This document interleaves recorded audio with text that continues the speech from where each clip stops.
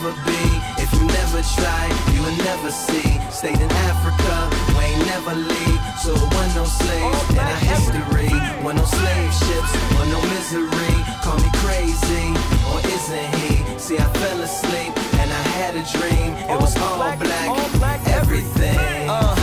And we ain't get exploited. White man ain't fear it, so he did not destroy it. We ain't work for My name is Creemore. I'm the president of Alpha Fraternity Incorporated, Pyrotechnics, and we present the Better Making Us Men Forum. This program is about the qualities of a male leader around Temple University, the male leaders of black men today, and the qualities that they must have to survive in the world that we live in. Please come on and join us. Hope you have a great time. Thank you. So Denzel, what qualities does it take in order to be a leader? Try to keep this short. What qualities does it take to be a leader? One thing people need to understand, to be a leader, you must be a role model. Therefore, you have to have some kind of morals and values that you hold yourself to, that you would expect everybody else to hold you to, that you would expect them to hold themselves to. If you're a role model, that's the only way you can gain respect for people to actually follow you. You also have to be a follower. Don't forget, to be a leader means being a follower. You may not always know the answer. When you can learn from the people around you, that's when you become an effective leader. So what is one strong quality that you feel all male leaders should have?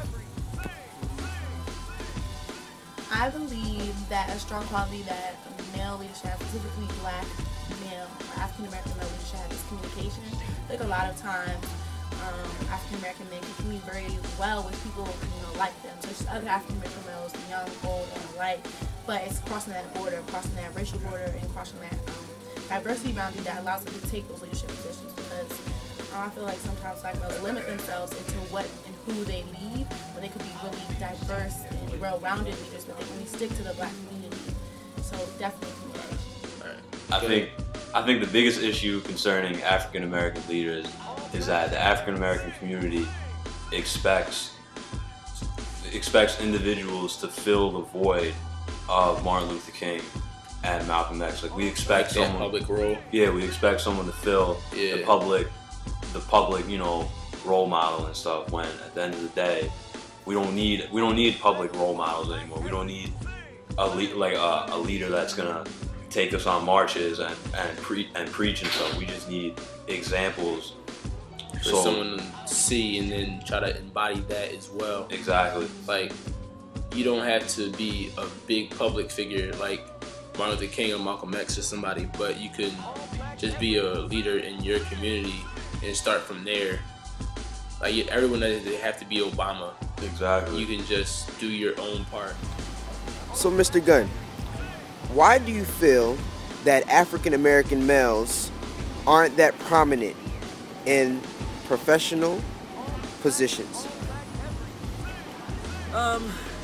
Say prominent, I guess if you're looking at it based on percentage of people, I mean, you do have fewer African Americans, I mean, that live in the country as a whole, but there is definitely a disproportionate number of those people who are in, you could call it positions of power or higher positions in companies and corporations.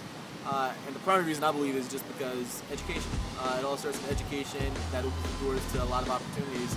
And until you actually gain that opportunity to have an education or partake in education, then more than likely you're not going to have the opportunity to advance within corporate America or within the job field to certain levels.